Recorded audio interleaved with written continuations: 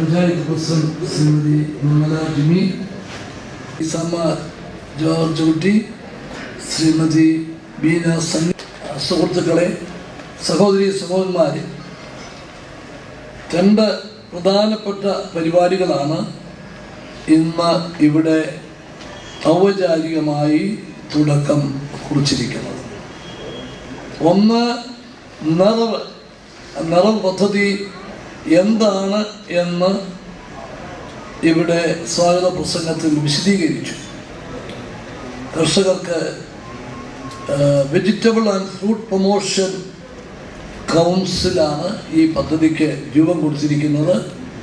കർഷകർക്ക് വളരെയേറെ സഹായങ്ങൾ നൽകുന്ന, കർഷകരെ ഈ രംഗത്തേക്ക് ആകർഷിക്കത്തക്ക വിധത്തിലുള്ള നിരവധി പരിപാടികളാണ് ഇതിനകത്തുള്ളത്.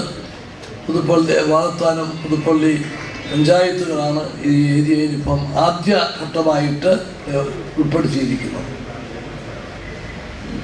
അതുപോലെ തന്നെ മണ്ണ് പരിശോധനയെ അടിസ്ഥാനമാക്കിയുള്ള വളപ്രയോഗം, ശാസ്ത്രീയമായ കൃഷി സമ്പ്രദായത്തിന് അത് കൂടിയേ മതിയാകും,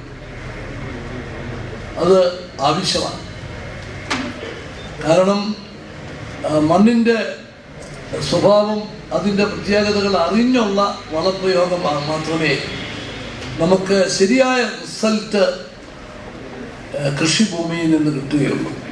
അപ്പോൾ അതിന് കർഷകർക്ക് പരമാവധി സപ്പോർട്ട് ചെയ്യുക, അതാണ് ഗവൺമെൻറ്റിൻ്റെ സമീപനം എന്നുകൂടി പറഞ്ഞുകൊണ്ട് ഈ പരിപാടികൾ ഉദ്ഘാടനം ചെയ്തതായി പ്രഖ്യാപിച്ചുകൊണ്ട് എൻ്റെ വാക്കുകൾ അവസാനിപ്പിക്കുന്നു.